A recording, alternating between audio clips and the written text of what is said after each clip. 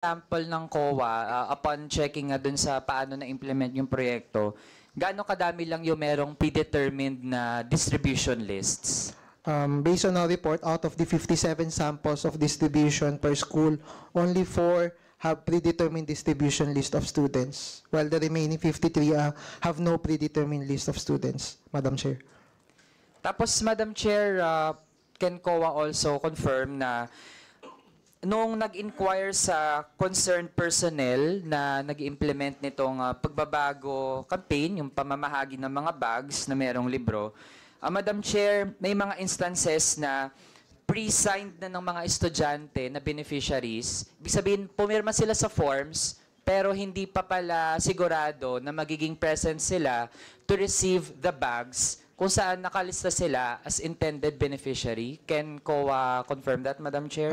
Madam Chair, yes. Based on our inquiry with the concerned personnel, it is some of the distribution lists were pre-signed by the students prior to the actual distribution in order to conduct the distribution process efficiently. So, parang baligtad, Madam Chair, kasi usually kapag halimbawa mayroong pamamahagi ng assistance o kung ano mang mga government services, di ba, pipirma ka dahil natanggap mo na yung kung ano man yung dapat na mare-receive mo, Madam Chair. Pero dito pala, may mga pumirma pero hindi pa siguradong tatanggap sila ng bag. Tapos ire-report ng OVP, Madam Chair, na nakapamahagi siya ng ganitong bilang ng bags, ganyan. So, again, Madam Chair, isa itong example ng hindi katiwa-tiwalang mga programa ng OVP. Pati yung inventory management, Madam Chair, wala ding malinaw na guidelines. Can COA confirm? Madam Chair, based on our report, verification disclosed that 9 out of the 57 sample distribution have attached the required form. So yung required form po nun is yun yung nire-required dun sa manual of operation ng program wherein kasama yung inventory management to monitor. So out of the 57 sample, 9 lang po yung hindi po naka-attach yung required form. Okay. So, Madam Chair, all in all, can COA say na hindi strictly in compliance sa Government Auditing Code ang ganitong pag-handle ng OVP doon sa kanyang pagbabago campaign program? Madam Chair, yes. That's why may recommendations kami dito to strengthen the agency's internal control on the implementation of the pagbabago campaign program. Madam Chair. So, Madam Chair, aside dun sa pagbabago campaign, tapos ang Magnegosyo Taday program, aside din dun sa nabanggit ng mga colleagues natin, Madam Chair, pinapakita nito na based on actual experience, ay inefficient sa pag-provide ng services ang Office of the Vice President. Pero then again, no, kung usapin ng confidential funds, ang bilis-bilis na gamitin. Tapos, Madam Chair, kung doon naman sa, kung looking forward, no, kung yun yung gustong pag-usapan lang dati ng Vice President, pero it seems na hindi din naman seryoso ang opisina dun sa pag-ensure na ma-provide yung mga services na ito kasi nga, hindi din naman talaga sumasagot kung present, tapos ngayon nga, hindi humaharap. So, nasa taong bayan po natin actually to judge kung katiwa-tiwala pa ba talaga na asahan sa ganitong mga serbisyo ang Office of the Vice President. Sa mga nakabenepisyo naman po actually, napatunayan po kayo ay iilang porsyento lang pala talaga no, nung mga dapat sana ay makatanggap and you even deserve better doon sa mga nakuha na po ninyo mula sa Office of the Vice President. At sa mga umaasa naman po sa OVP, parang we should temper our hopes no, doon sa pag-rely pa na magiging maayos or makakatanggap tayo ng sapat na mga serbisyo mula sa opisina. So if I am to propose something concrete, Madam Chair, no, and it can be dealt with at the appropriate time, pero on record, Madam Chair, ang sinusulong na natin ay tanggalan na ng budget yung socio-economic program delivery ng Office of the Vice President, Madam Chair, including yung PS na 87.5 million, MOE na 1.77 billion, tsaka yung capital outlay na 56.4 million, Madam Chair. Total po niyan is 1.9 billion. So kung ganun, Madam Chair, that we will significantly slash the OVP budget for 2025, merong matitira na around 128 million, Madam Chair. Yun na lang. Total naman pala ay mabuti pa na sa ibang ahensya na dumiretso yung ating mga kababayan for services. Yun lang, Madam Chair. Salamat. Right. Salamat. Next, from the majority, we have the Honorable Paulo Ortega. Thank you, Madam Chair. Quick manifestation lang, Madam Chair. Medyo nagpipigil ako kanina parang nalulungkot nga ako actually. Dahil nga, una, we were talking about tradition, and pangalawa po na parang siguro karamihan po kasi nang nandito sa kwarto na to ay baguhan po, neophyte. Na-inspire po ako sa idol ko, si Kong Jinky, nung nilabas niya na yung red notebook niya at sinabi niya na ang mandato naman po natin nanggagaling po sa kapangyarihan natin, galing po sa Constitution. Siyempre tayo po ay we believe in tradition, naniniwala naman po tayo doon. Saka speaking of tradition, siguro po hindi ko alam kung paano ko sasabihin to. 1907, meron na pong Ortega sa Kongreso. So, tradition po. Parang tradition nga po talaga yun. Siyempre, nagtatanong din naman po ako, ano bang mga tradition dito sa Kongreso? Tatanong po ako sa aking mga lolo, uncle, saka tatay.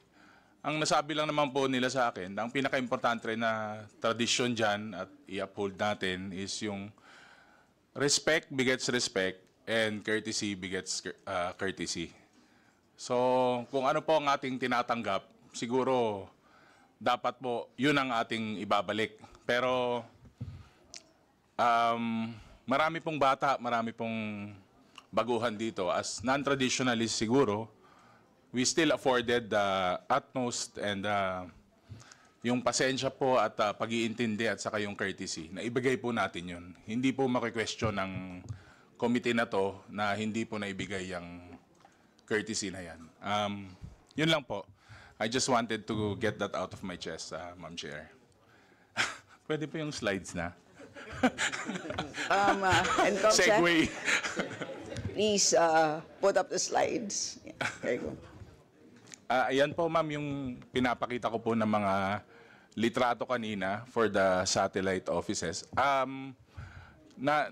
Na-alarm po ako kanina kasi nung sinabi po ni Kong Franz Pumarin yung figures for the Office of the Vice President po before sa New Manila, Quezon City, that's about 300,000 po yung rental nila. So, I do not have the exact numbers kung magkano po ang rental po ng per satellite office na to. Can we address COA po kung magkano po kaya? Like, ito pong nandito ngayon. Madam Chair, as I have said earlier, the details or the breakdown of the rentals per satellite office is wala po kaming documents as of now. So, nasa office pa po yung mga documents. But then we can Although I provide. believe that the number you provided earlier was 53-something million for 12 offices. Sa lahat na po yun. For all rental 12 expenses po. offices. Parang ganon. So kung i-average mo yon, 53M divided by 12, more or less, I guess yun ang hinihingi ni Kong Ortega. Average lang naman. Madam Chair, as I've mentioned din po, hindi lang po siya for rental of office spaces kasi based on the report, it pertains also to other rentals of equipment, multi-copier, and then office storage spaces. So hindi lang po office spaces yung 53 million. And yun nga, for the proposal, parang 80 plus million po yata yung next na proposal for rent and lease. Di ba po, sir? Parang 80? For the proposal po, we don't have the exact amount po. Hindi pa yun dito. Anyway, Madam Chair, baka pwede po tayong humingi ng data nun kasi pag siyempre titignan po yung satellite offices for that amount and yung comparative nga po na Office of the Vice President nung time po ni VP Lenny, parang medyo mataas po yata yung renta. Kung wala po silang copy, ma'am, baka pwede pong mag-submit sila sa komite para po pwede nating ikumpara. Siyempre, makikita mo naman yan sa fair market value ng bawat property kung magkano po yung renta na yun. Thank you, Ma'am Chair. Salamat. Next is the Honorable Upper Vice Chair, Kong Benny Abante, who is not around. And so we move to the Honorable Dante Marcoleta, who is also not around. So we move to the Honorable Mitch Kahayan Uy, also not around. Next is the Honorable Deputy Majority Leader Jude Isidre. Just a manifestation, Madam Chair. First, siguro I'll speak for many of the neophytes here in the House that we take offense or probably disheartened by the statement of the Honorable Marcoleta that the neophytes have less than ideal participation or appreciation of the proceedings, especially that it's coming, Madam Chair, from a senior member of the House that we all respect. Regarding the tradition of parliamentary courtesy, Madam Chair, or I think properly speaking, it should be inter-branch courtesy because parliamentary courtesy is only afforded to the Senate as the other chamber of Congress. It is not a condition that's above the Constitution, and it's bound by the principles inherent therein. It does not absolve Congress of the duty to review, to examine, to study the proposed budgets of the agencies, nor does it provide an alibi for an agency of the government to perform its obligation to report to Congress every year. Madam Chair, the rules of parliamentary or interbranch courtesy is simple. It's all based on mutual courtesy, Madam Chair. And if you can see how the House behaved during the previous hearing, I am confident that we have afforded every courtesy to the office of the Vice President. I agree with the Honorable Marcoleta that it doesn't have to be the person, but the office that we should put in high regard. And I don't think the House or this committee was remiss in that obligation. But the question is, has the Vice President extended the same courtesy to the members of the House and to this committee? Her absence today is a clear manifestation that she does not intend to provide the same courtesy to us. Her statements, even outside this hall, even outside Congress, would also tell otherwise. Maybe we wonder why this is the first time that this committee has not extended interbranch courtesy to a sitting Vice President. Is it not also because this is the first time that we have a Vice President who has also unfairly and brazenly disrespected the lower chamber, Madam Chair? Just last night, an interview of the Vice President was released imputing and raising accusations against the leadership of the House on a matter that would have been best defended here in this committee. But the Vice President, unfortunately, Madam Chair, has decided to ignore the long-standing obligation of a government official of reporting to Congress, instead preferred to address the matter in a television interview. I don't know, Madam Chair, where the courtesy is at. To end, Madam Chair, the budget hearing is not just a mere technical exposition of figures, of budgets, of amounts. Hindi lang po tayo dito nag-uusap kung magkano ang pera na kailangan ng agency, magkano ang ating gagastusin at paano natin gagastusin. Ito po ay isang, sabihin ko na lang ho, it's a sacred ritual po na pumupunta po dito ang mga representatives ng government agencies ng ehekutibo para ilahad, hindi lang yung kanilang budget, Madam Chair, kundi ang pulisiya, ang direksyon at programa na nais nilang i-implement. Ito lang ho ang pagkakataon ng Kongreso para ma-examine po, hindi lang yung pondong kailangan nila, kundi po ang direksyon ng kanilang pamumuno in their respective agencies. As I said, this is a sacred ritual, Madam Chair, and I think it is such a sacrilege for a government agency to disregard it. Yes, we agree with the tradition of interbranch courtesy, but I made no oath to uphold that. The only oath that I remember I made was to uphold the Constitution and the principles that public office is a public trust, Madam Chair, and that we must uphold the democratic process of checks and balance upon which this democracy is founded upon. Maraming salamat po, Madam Chair. Salamat, Kong Jude. And yes, I join you in making the recommendation to use the term interbranch rather than parliamentary. I think that is the more appropriate term. So, susuportahan kita doon.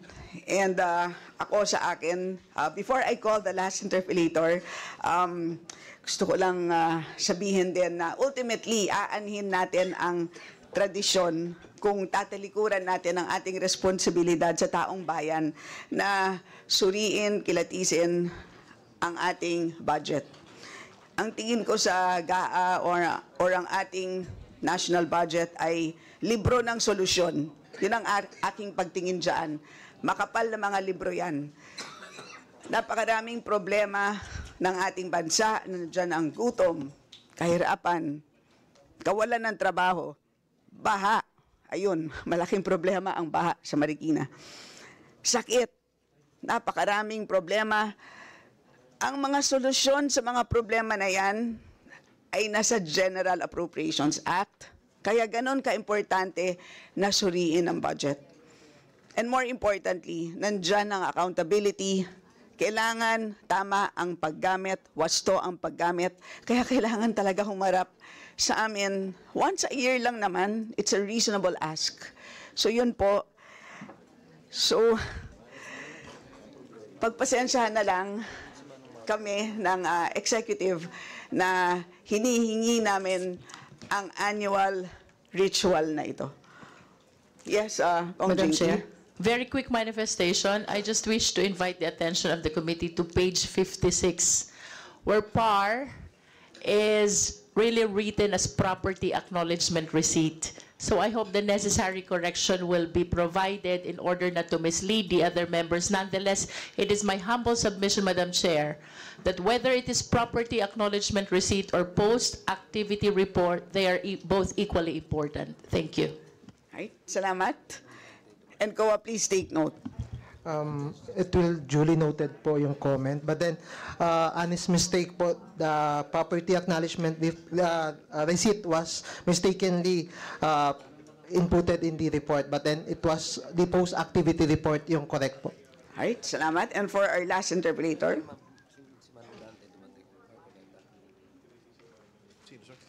For our last interpolator, we have the Honorable Vice Chair Jill Bongalon. Thank you, Madam Chair. Madam Chair, I totally agree with the statements made by my colleagues, especially those who are first-termers and neophytes, with respect to the tradition, Madam Chair. Madam Chair, we do not cut that tradition, and in fact, we invoked that tradition yesterday, given the fact that the Office of the President is ably represented by the Executive Secretary. Compared today, Madam Chair, not a single employee or official from the Office of the Vice President is present. So that is the big question, Madam Chair.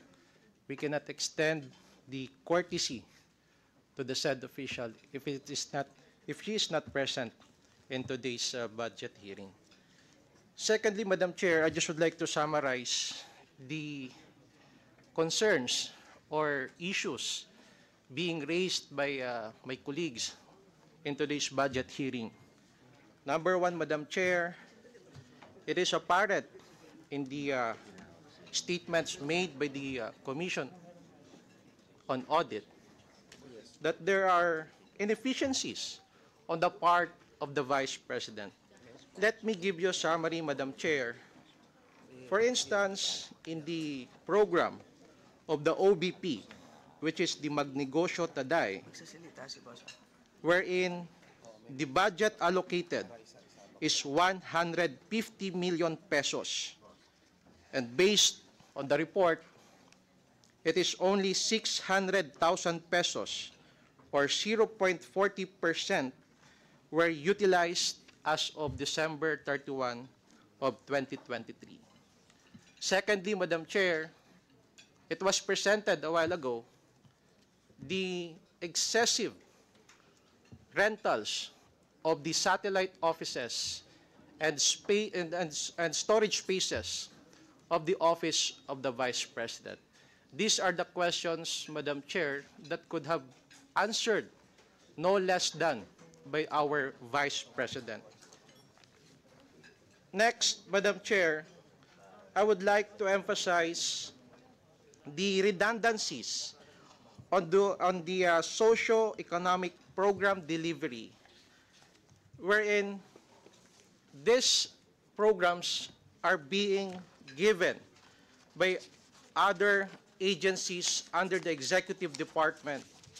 And that is why I just would like to be clarified why the Office of the Vice President is also giving the same assistances, given the fact that these are already existing and there are other agencies that handle these programs.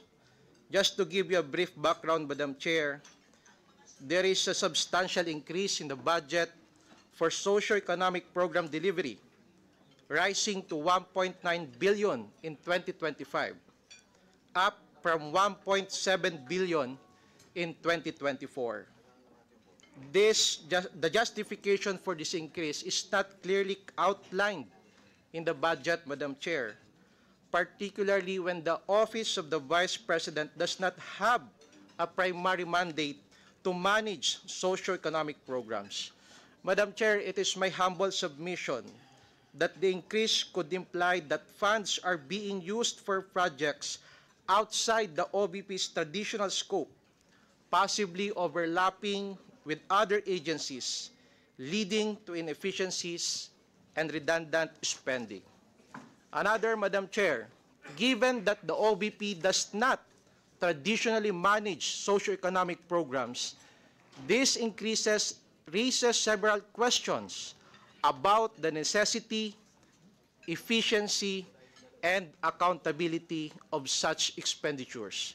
To give you a highlight, Madam Chair, the substantial increase in the MOOE from 1.624 billion in 2024 to 1.765 billion in 2025, with only a marginal increase in personal services, suggests a disproportionate focus on the operational expenses that are not clearly defined.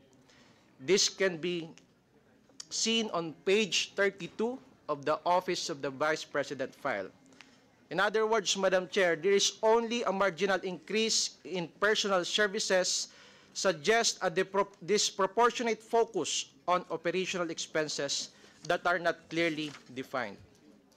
Another issue that I would like to raise, Madam Chair, unfortunately this could not be answered by the Vice President, is the excessive travel and representation expenses. The budget includes 62 million for traveling expenses and 87.9 million for representation expenses. These amounts, Madam Chair, are unusually high, particularly for an office that does not have an extensive field presence or international role, unlike departments such as Foreign Affairs. Therefore, Madam Chair, the necessity of such large travel and representation budget could be questioned. Also, Madam Chair, I would like to also raise the increase in operating expenses despite fewer programs. The maintenance and other operating expenses increased to 1.792 billion from the previous year, despite no significant increase in the number of programs of clear explanation of new initiatives that require such funding. This increase, Madam Chair, without a clear explanation could be seen as fiscally irresponsible. Madam Chair, as a first-termer and a neophyte, it saddens me, Madam Chair, that we cannot give that courtesy to an official who is not present today. I also know and respect the tradition that is being given, but the respect should be mutual, Madam Chair.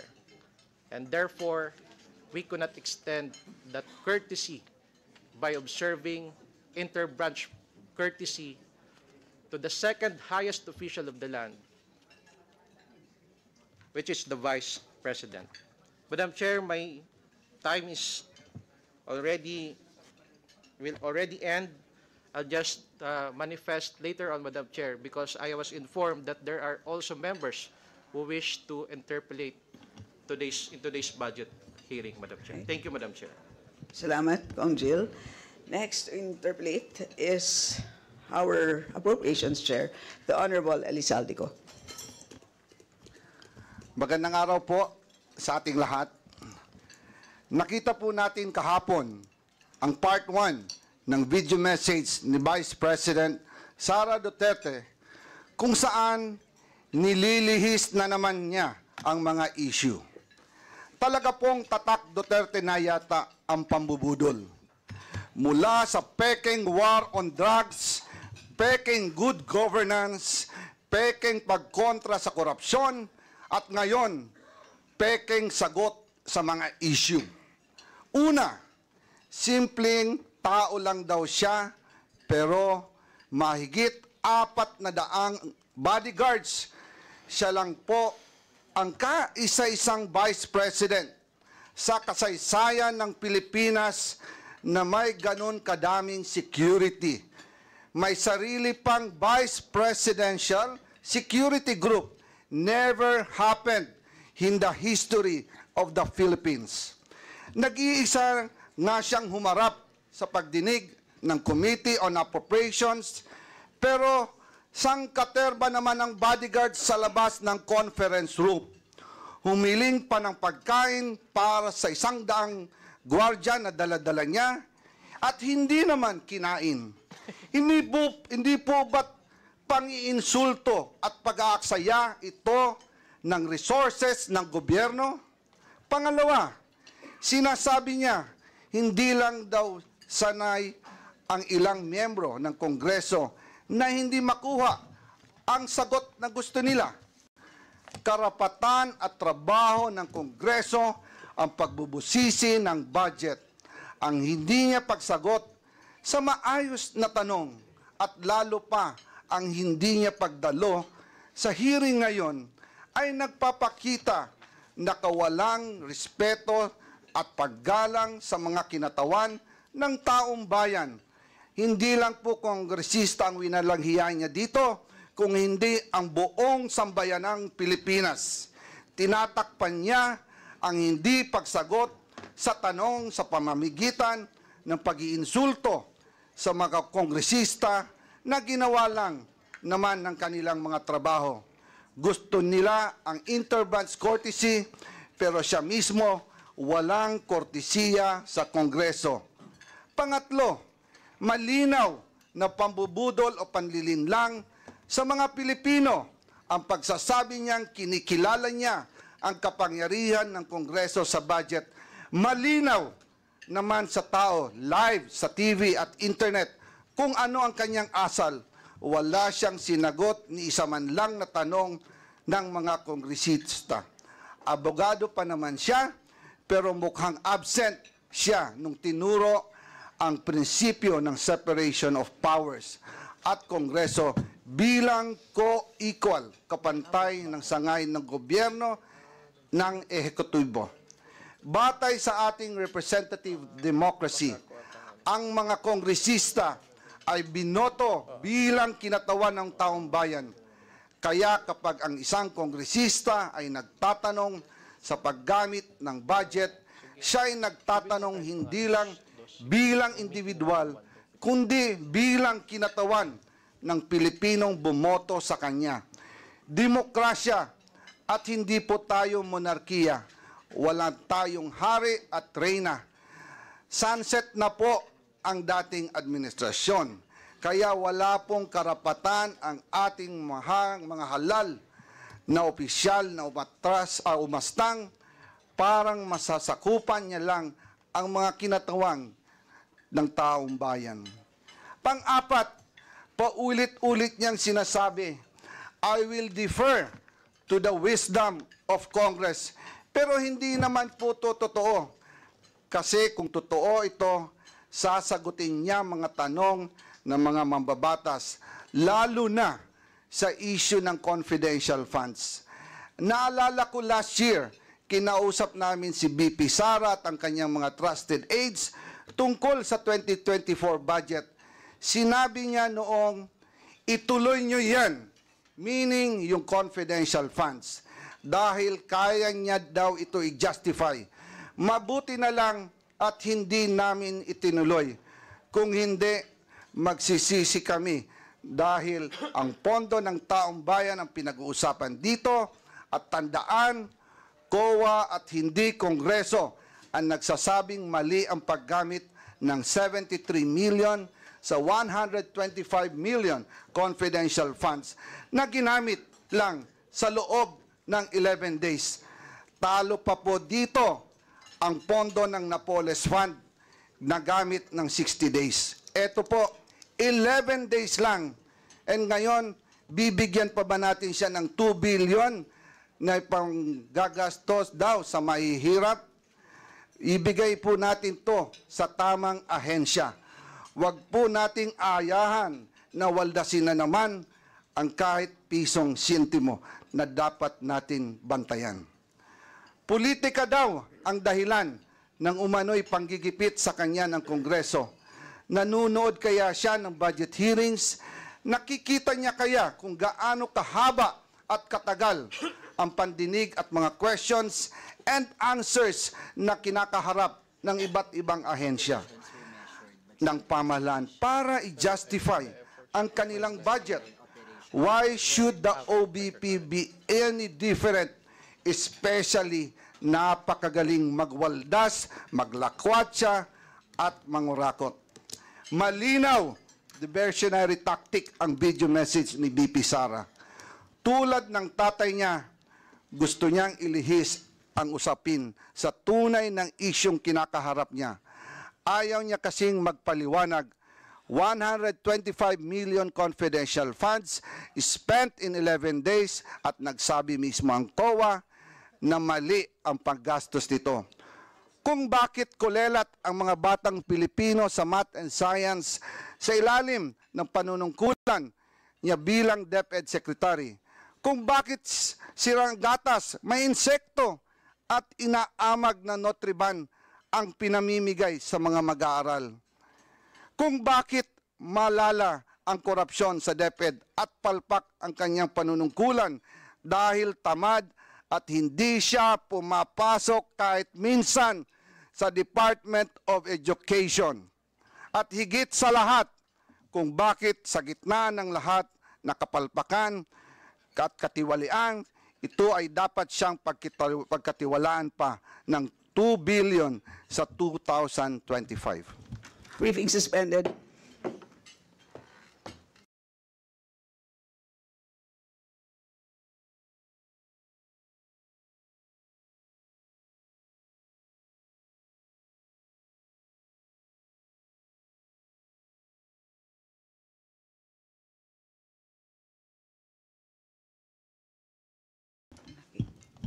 Hearing is hereby resumed. Okay, so the chair now recognizes the Honorable Zia Adyong. Thank you, Madam Chair. Bismillahirrahmanirrahim. Assalamualaikum warahmatullahi ta'ala wa barakatuh. Madam Chair, if there's anyone in this room that is most unhappy, discouraged, or saddened by the non-attendance of our Vice President, it would be me, Madam Chair, because I'll be the one to sponsor the budget of the Office of the Vice President in the plenary. I remember, Madam Chair, 2 years ago, when I was watching the Senior Vice Chair also doing the same thing, sponsoring the budget. I told myself, even if they forced me to take on that kind of job, I would not. And look at what happened. Now I do believe that karma is real.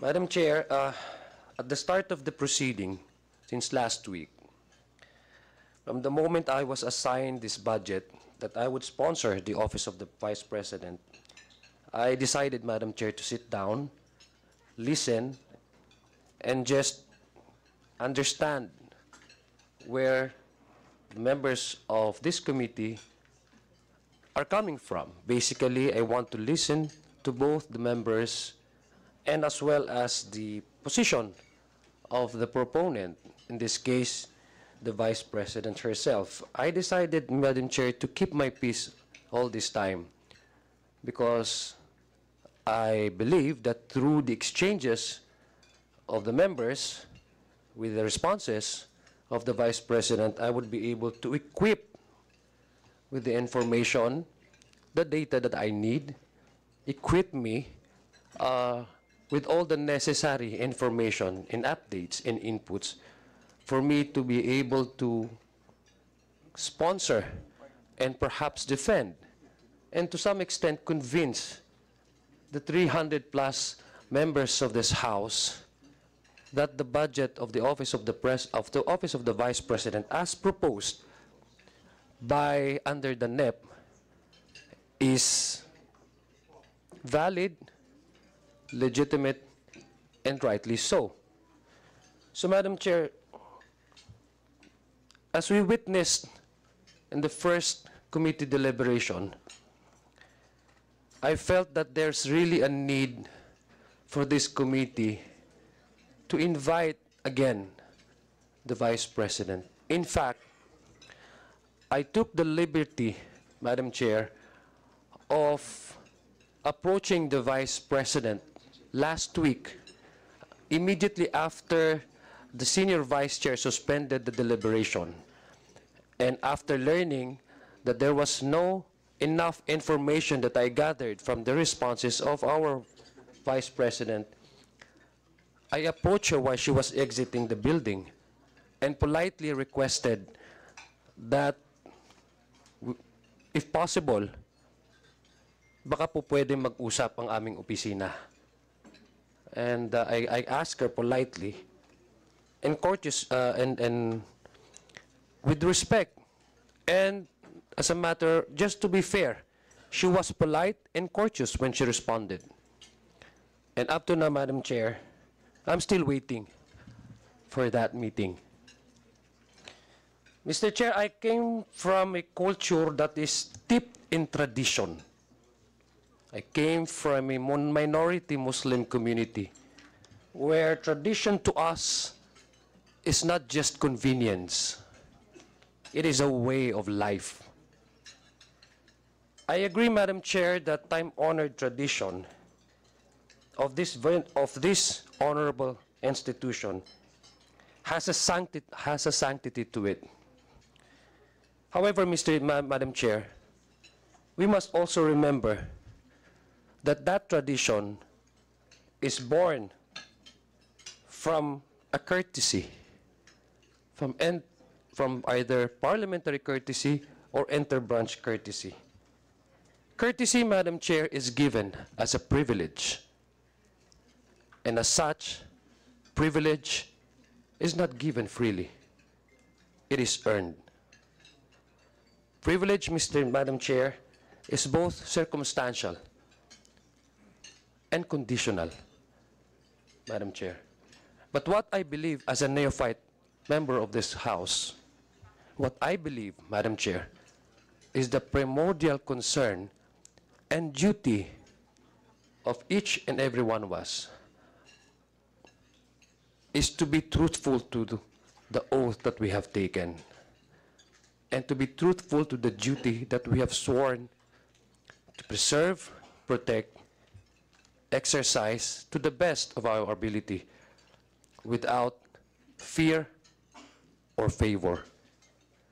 So, Madam Chair, I hope as a neophyte member of this House, I hope that we can probably proceed with this deliberation, although I am deeply saddened and feeling helpless in the coming days once this the committee report will be delivered in the plenary, because I'll be the one again to sponsor and defend the budget of the Office of the President. Madam Chair, before this manifestation, before the Senior Vice Chair recognized this representation to say my piece, I was listening intently to our Chairman of the Committee on Appropriations, Representative Zaldico, and I also happened to watch a clip of that video, the interview of the Vice President, and she said in that interview that part of the reasons why she did not respond to the questions asked by the members is that in her mind, only two persons actually decides the budget. Speaker and the chairman of the committee. Just to set the record straight, and this is not to side to either of the two. Madam Chair, it is unfair, to say the least, and misplaced, if you would ask me. That's a misplaced argument to put it that way, because we know that the budget is prepared by the executive branch. Before it lands on our doorstep, the executive in each agency proposes their budget to the DBCC, and thereafter they would have to defend that, and all the budgets that have been approved, many of the agencies' initial budget are not in total reflected in the NEP that is being submitted to us, is defended by these agencies. So in terms of preparation, no member of this House is involved in the determination of the funds. When it comes to this House, it is already prepared, and it is decided by the majority of the members of the appropriation. To assign such power to two single persons is, to me, is unimaginable and unreal. This House, since 1907, according to Congressman Paulo, who is also a fellow neophyte, we always value the very simple truth in exercising the powers of the state through legislation, and that is majority decides, because that is the very basic definition of a democracy. In this case, in the budget preparation, nobody was involved. Members of this House, nobody was involved. And once it reaches this this honored institution, no person can decide on its own on how do we go about with the budget. It is the decision of the majority. It is the decision of the majority members of this House as a way of observing the very basic democratic principle. So again, Madam Chair, I hope you would wish me good luck, and I hope we can carry this over to the plenary. Maraming salamat po. Salamat, Kong Zia. Of course, good luck, at syempre, hindi naman kita, tatabihan kita.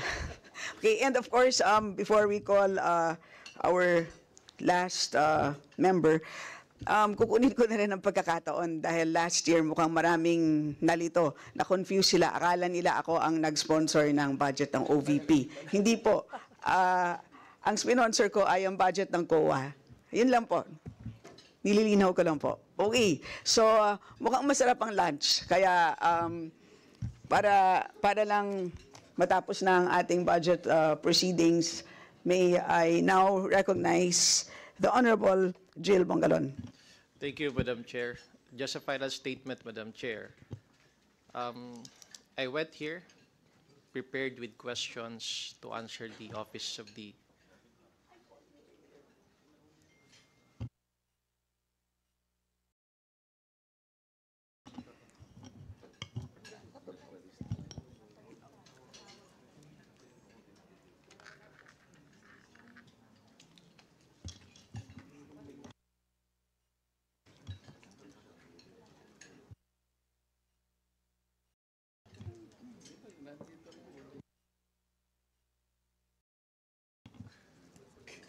Okay, so let me withdraw that and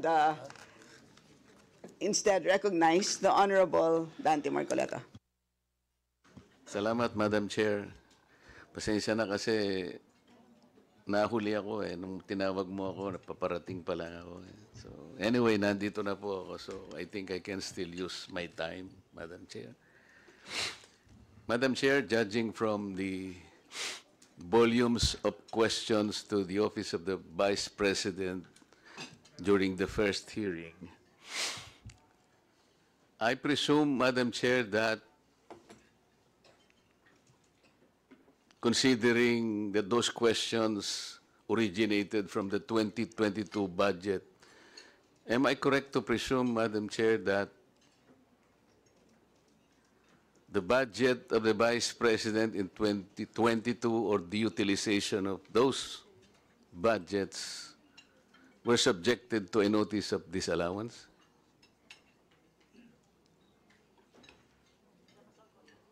COA? Come again, sir. What's the question po? Tinatanong po kayo kung nagkaroon ng notice of disallowance noong 2022 ang OVP. 2022? Yung mga questions po kasi, Madam Chair, the way I understood them, 2022 ang origin, parang ang damdam ko, merong subject of notice of disallowance, yung budget ng Vice President, because of the type of questions asked during the first hearing.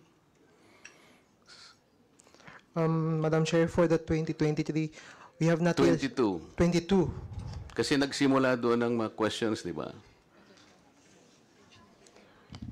Based on the report of COA, Madam Chair, for the year 2022, Nagsimula yung tanong yung 2022.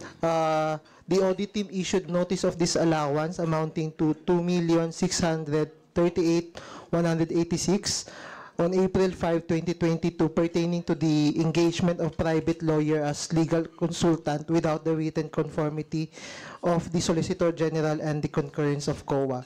So that's the only ND or notice of disallowance issued during that year. What about in 2023, Madam Chair? For 2023, Madam Chair, there was no notice of disallowance issued to the OBP. So why is it, Madam Chair, that most of the questions are being asked as though they do not believe the Vice President than when she said that she is already communicating with the COA? Madam I Chair. think the Office of Vice President, Madam Chair, is being audited by the Intelligence and Confidential Fund Audit Unit. Is that correct?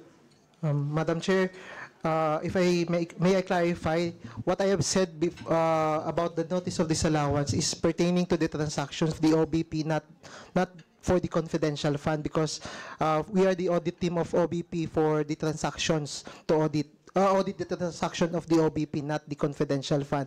The confidential fund is being audited by the ICFAO, another office from the COA. Yes, so the question is supposed to be for you. Yes, Madam Chair. Subjected ba sa Intelligence and Confidential Fund Audit Unit, Yes, yung Madam. confidential fund ng Vice President? Yes, Madam Chair. So was there a notice of disallowance? There was a notice of disallowance issued for the fourth quarter of 2022, Madam Chair. There was. Yes. Okay, Madam Chair, may I know the nature of a notice of disallowance? I mean the nature. A notice is How do you characterize a notice of disallowance? a notice is disallowance is given for expenses disbursed. With it is a notification to the head of agency and or accountant informing and requiring the persons liable to restitute the amount of the disallowance that is a confidential expense disapproved or disallowed in audit, either in whole or in part, as a result of illegal, irregular, or improper disbursement or expenditure of such fund. Your You Honor. call it IUEEU. Is that correct? Yes, yes, I, Madam Chair. irregular. U is Unnecessary. unnecessary. Madam Chair. E, Extravagant, Madam Chair. another E.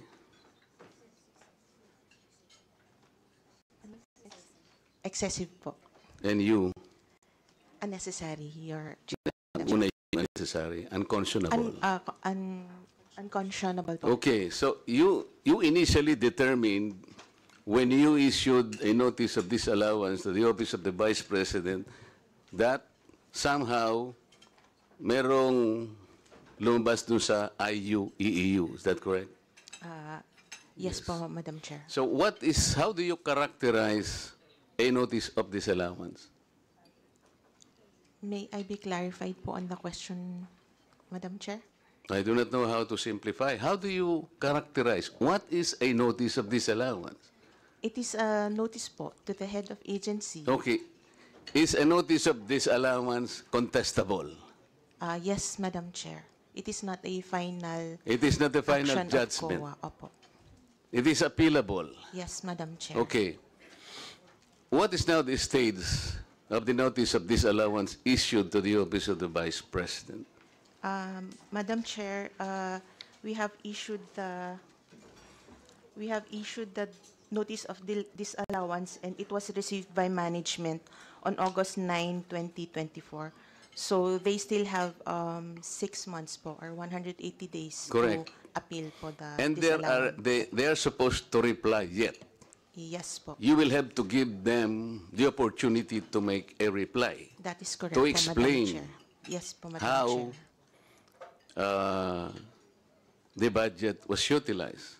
Opo. And that is part of due process. That is correct po. Meaning to say, there is no guilt yet until and unless you are able to receive the reply, the answer, and the explanation of the Office of the Vice President.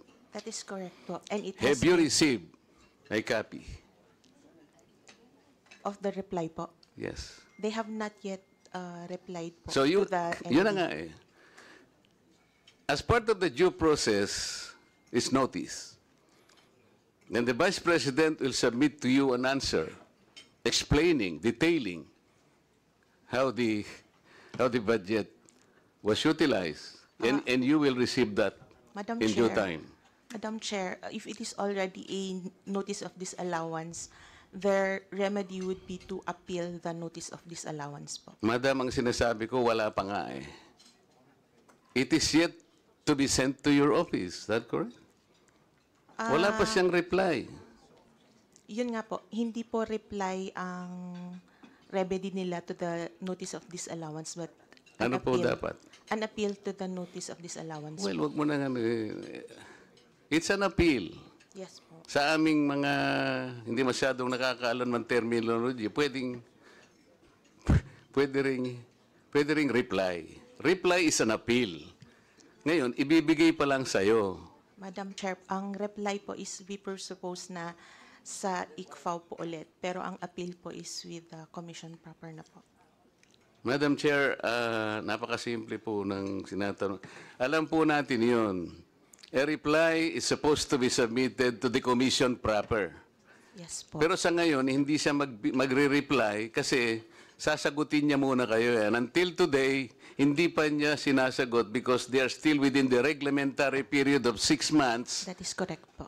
to make an That is answer correct. to you. That is correct po. That is the nature of things, Madam Chair. That is correct. So wala pa siyang, there is no judgment yet. That is correct po. And it has been emphasized po in the first hearing that the notice of disallowance Kaya nga, if is not yet questions, for final. example, are coming from us, questioning and judging the utilization of the funds of the Vice President, when you yourselves, the rightful office, has yet to receive the explanation, we cannot be more popist than the Pope, Madam Chair. Is it correct? Madam Chair, as we have said, on our part, the ND is not No, you are final. not answering my question. Kung kayo nga tatanggapin nyo pa lang magsasubmit pa lang if we will be questioning it already from our end, we're like more popist than the Pope, Madam Chair. Am I correct? I cannot. Ikaw naman, ba't naman hindi mo masasagot naman yan, napakasimple. Kung ikaw nga, hinihintay mo pa dapat naman nating hintayin, that is the part of due process. Yes. Kami naman, naglulundag na kami na nagtatanong. Kaya nga ang sabi ng Vice President, narinig ko, I am already communicating. I am about to communicate with the COA. I think she will do that because that is the process. Hindi naman pwedeng hindi niya sagutin. Kaya nga po ang sinasabi ko, kasi ang dami na pong nagsipagtanong. Lalo na po nung unang hearing, naglulundag po lahat So the nature of a notice of disallowance, Madam Chair, it is yet to be explained. Sa ngayon, hindi pa Kung sakaling ma-explain, Madam Chair, at halimbawa, hindi nyo pinakinggan, the Vice President has the option to go to the COA proper for an appeal. That is correct. That is correct. And considering the appeal was dismissed, the Vice President can go to the Supreme Court. Is that correct? That is correct. So there po. is a whole gamut of process. That is correct. Will you po. confirm that? That is correct po, Your Honor. That is why, can you advise us, including me, whether we are supposed to ask questions, considering that you have not yet received her explanation to your office? Madam Chair, I am not. You cannot advise me? We are not in a position to know the power or the prerogatives of the No, House of I am Representatives. telling you already. I am telling you already because we're supposed to ask questions on the budget of the Vice President. But they started asking questions on the 2023 budget, which was subjected to a notice of disallowance. I'm telling you, Madam Chair, that the Vice President is yet to make an explanation to be submitted to your office, and you are waiting for that. Yes, Madam Chair. Correct. That's why when we were subpoenaed, we explicitly Oo nga. mentioned that So, these are not yet. Tama ba kung final. magtanong na ng magtanong ngayon habang ikaw ay hindi mo pa nare-receive kung ano yung sagot niya? Do you think I am correct in asking questions habang ikaw ay naghihintay pa lang ng isasagot niya sa iyong opisina? Tama ba ang gagawin ko kung magtatatanong ako ngayon? Madam Chair, I can only speak po for on the point of view of COA now. We have issued these in the end, it's still subject to appeal. Kindly wrap up. Maraming salamat, Madam Chair. Right? Salamat. Next. Quick interjection, Madam Chair. Just a quick one. Proceed. Maybe ask the representative of COA, did I hear it right, that the Vice President's office has not yet sent a reply about the notice of disallowance? Not yet, Madam Chair, because as we have replied, their remedy is either to, it is either to pay, settle the disallowance or to file their appeal. So there was no form of, there was no official communication yet from the Office of the Vice President in reference to the observations of the Commission on Audit. As to the notice of disallowance, there has been no communication yet.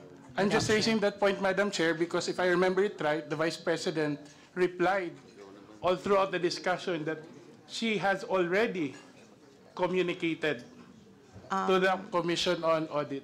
Clarification, Madam Chair.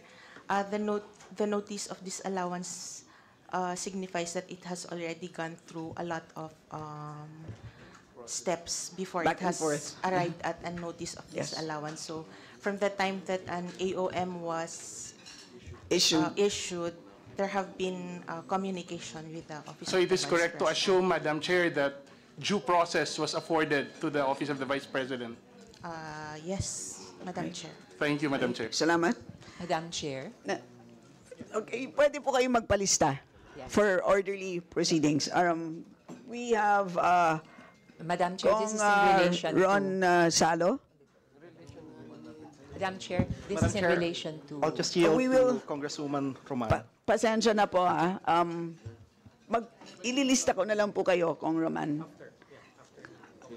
The chair now recognizes the Honorable Ron Salo. Maraming salamat po, Madam Chair. But I'll willingly yield to Congresswoman Roman, Madam Chair, if it's all right with the Chair. Okay, so the chair now recognizes the Honorable Geraldine Roman. Madam Chair, just an observation during the interpellation of our esteemed colleague, Marcoleta. I would like, Madam Chair, to remind our colleague, Mr. Marcoleta, Representative Marcoleta, that such terminology as nagtatatalon para magtanong are improper. To insinuate that my colleagues and us, who validly and willingly want to pose valid questions regarding the budget of the Office of the Vice President is unacceptable. Hindi po kami nagtatatalon. We have valid questions. I wanted to ask valid questions, but of course nobody is here to answer them. Which brings me to my second point, that I was listening intently to the intervention of Representative Marcoleta about respect for tradition. And I agree that yes, there are traditions and courtesy is extended where courtesy is also given. And this no-show for me is not exactly what you would call a courteous gesture on the part of the Office of the Vice President. Nevertheless, Madam Chair, once more, I'd like to express my frustration that sinubukan ko lang po dumating today with certain valid questions, but wala pong tayong sasagot dito. Thank you very much, Madam Chair. Salamat. And now, the Honorable Ron Salo. Thank you very much, Madam Chair. I just have one clarification because same with Congresswoman Roman, I also have some questions to ask. But nonetheless, I'll be content with listening to the explanation perhaps of the Commission on Audit. Ang simple lang po yung tanong ko kasi at the end of the day, yung Commission on Audit, Madam Chair, sila po yung nagde-determine kung isang pondo ay nagastos ng mas maayos. But I wish to go back to the basics. Ano exactly from the point of view ng COA ang mandato ng opisina ng Vice President? Kasi at the end of the day, dito po sa mandato, mami-measure exactly kung yung bang mga pondo at ginagastos are aligned exactly with the mandate. So gusto kong maintindihan mula sa punto de vista ng Commission on Audit, ano po sa tingin po nila exactly ang mandato po ng Office of the Vice President? Maraming salamat po.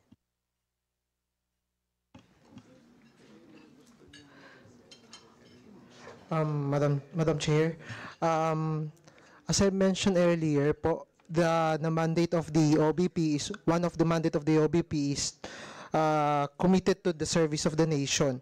which perform executive, ceremonial, and advocacy functions to improve the lives of the Filipino people. That's why some of social services were implemented, or programs for social services are proposed. Maraming salamat po, Madam Chair. Follow-up question. So sa tingin po ninyo, yung mga proposal po ngayon, align naman po doon sa mandato ng Office of the Vice President? Based on the mandate of the Office of the Vice President, yes. Since the programs is consider social services, socio-economic services po, Madam Chair. Maraming salamat po, Madam Chair. Okay. So now we shall begin round 2. And the chair now recognizes the Honorable Jill Bongalon. Thank you, Madam Chair. Madam Chair, quick clarification with the Commission on Audit. Pwede ko po ba malaman kung nagsumiti po ng liquidation report ang ating pong Vice Presidente patungkol po doon sa confidential funds? What period po, Madam Chair?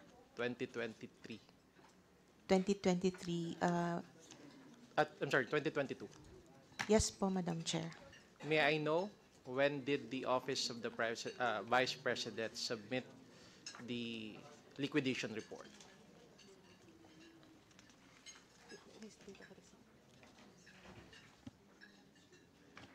Madam Chair, the ICFA received the liquidation report on January 17, 2023. May I know from the Commission on Audit if the submission was filed on time? There is a slight issue on the provisions of the joint circular, because while the joint circular says that all liquidations must be all cash advances must be liquidated at year end, there's also a provision that allows the submission of the liquidation within 30 days from the end of the quarter, Madam Chair. What is the answer to my question? Was it submitted on time? So as far as we have determined before, they have submitted it on time since it was within the 30-day. All right. So after the submission that you have mentioned, made sometime in January of 2023, is that the last submission of the liquidation report that the Office of the Vice President submit?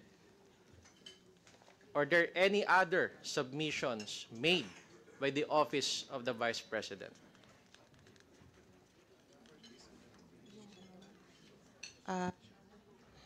Madam Chair, they submitted an additional document. When did the Office of the Vice President submit the additional document, just for the record, Madam Chair? Is that in the nature of liquidation report also?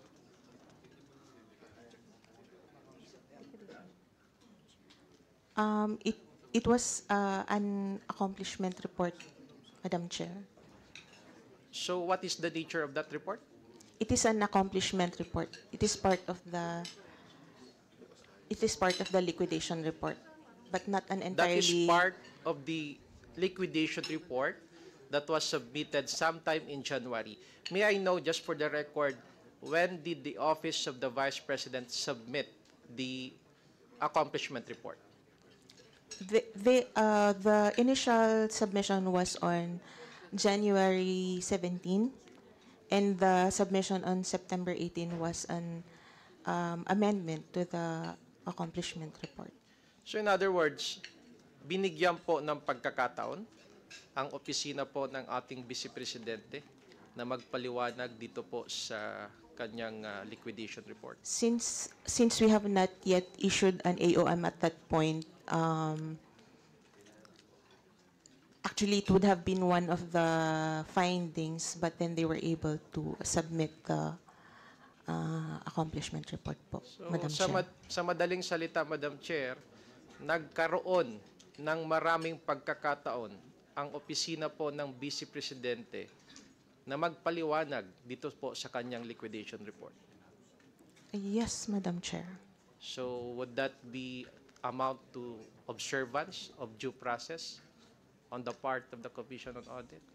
I would think so, Madam Chair, since they have received our initial audit actions, which have led to the issuance of the notice of disallowance, Madam Chair. Would that be all? Yeah, that would be all, Madam Chair.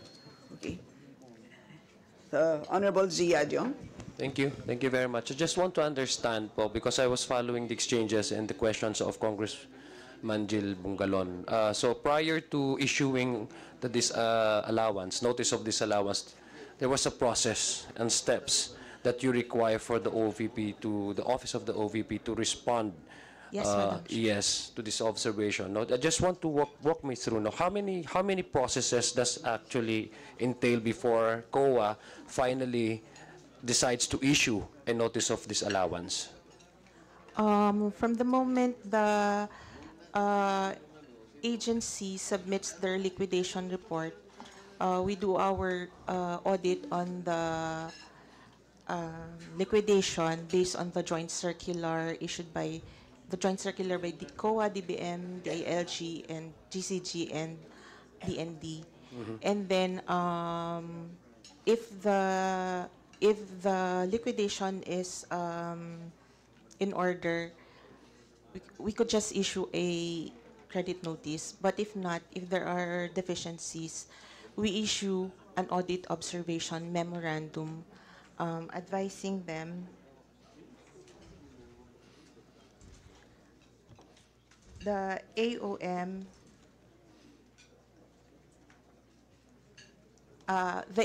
would then have to be replied to by the agency head within 15 days. And then if they comply with the AOM, again, if the AOM is sufficient, the liquidation is passed in audit. However, if we can still find deficiencies in the compliance, we usually issue the notice of suspension. Again, And after the notice of suspension, there's another series of requests that you want for a specific agency to submit to you. yes, Madam Right. So Chair. what's now the process after So- that notice of Notice of suspension, Okay. Madam Chair. So first, there's the ano yan? Yung term mo, AOM, yung Audit observation memorandum, Madam Okay, Chair. so there's a series of requests, documents for them to comply, and after scrutinizing maybe, they examine the documents, whether these documents comply with the circular, joint circular, then if there are deficiencies, then you proceed with the issuance of suspension. And then the issue of suspension, notice of suspension, issue of suspension. Notice of suspension, Madam Chair. Then again, it would have a series of processes na naman. You request the agency to submit certain So that's the second stage, right? Yes, Madam Okay, Chair. so can you please expound on that? So what are in details perhaps? Sorry, Madam Chair, I just want to really understand the process of COA. So, okay. Madam Chair, from the moment they give us the reply to the notice of suspension, we evaluate the compliance. And then again, if it passes if it is sufficient, it will be passed in audit. Otherwise, the notice of disallowance will be issued. So that's the last That is stage. the last, Okay, so Madam Chair. makatwid, Madam Chair, it's very clear na in terms of scrutinizing, in terms of the steps needed para yung ahensya po ay makapagsumite ng mga dokumento na nagsasabing nandoon sa within the criteria, within the parameters allowed by COA na nagasta yung gastusin, ay saka sila magbibigay ng mga notice of suspension. Ibig sabihin sa makatwid, pag ikaw ay na-issuean ng notice of disallowance, ibig sabihin, doon sa proseso na yon, wala yung nasubmit mo na dokumento ay hindi sapat para sabihin na compliant yung lahat ng pinaggagastasan mo ng pera na yon na naibigay sa'yo ng gobyerno, galing sa Kaban-Bayan. So, yun lang po ang gusto kong maintindihan. Maraming salamat po, Madam Chair. And thank you, COA, for the responses. All right, salamat. All right, and so there are no more Madam Chair? members. Yes, Very Yes. quick manifestation only. please proceed. To the interpellation of the Honorable Marcoleta. It is my understanding that he's questioning the position of COA for disclosing the notice of disallowance, considering that the OVP has not yet filed its answer. I just wish to manifest, Madam Chair, that the filing of an answer or appeal, as the more appropriate term, is not mandatory. Instead, it is the discretion of the OVP. As a matter of fact, if the OVP fails to file an appeal, it renders the disallowance final and executory. Otherwise, if they file an appeal, there's a possibility for reversal. And be that as it may, Madam Chair, this representation does not see any issue why the COA should not disclose the notice of disallowance. Let us all be reminded by the constitutionally guaranteed right of the citizens to public information on matters concerning public interest. And even assuming that after the filing of an appeal, the notice of disallowance was reversed, the COA has all the liberty to disclose to the public that they were wrong in issuing the ND, and that later on the OVP was able to justify the basis for the issuance of the ND. So to conclude, Madam Chair, the filing of an answer or an appeal, as a more appropriate term, is not mandatory. Instead, it is discretionary. If the OVP files an appeal, then she has a chance to reverse the decision in the ND. Otherwise, if they opt not to file an appeal, then the ND becomes final and executory. Thank you, Madam Chair. And to add, there is no specific provision in the joint circular prohibiting the disclosure of an ND. And number two, by definition, kung na-disallow na ang isang expense, ibig sabihin nun ay hindi siya confidential. Kaya pwede nating pag-usapan. And besides, ito po ay in aid of legislation. And so with that... Madam Chair. Yes, the Honorable Bong Tavis. Madam Chair, just a short manifestation. I just want to express my support to the statement of our Chairman El Saldico. And also, according to the letter of the OBP, Office of the Vice President, they defer to the discretion of and judgment of the committee. Nasa atin na po ang bola. Therefore, given the circumstances, I encourage my fellow colleagues to do the right things. Nakita natin ang unexplained notice ng COA sa Office of Vice President.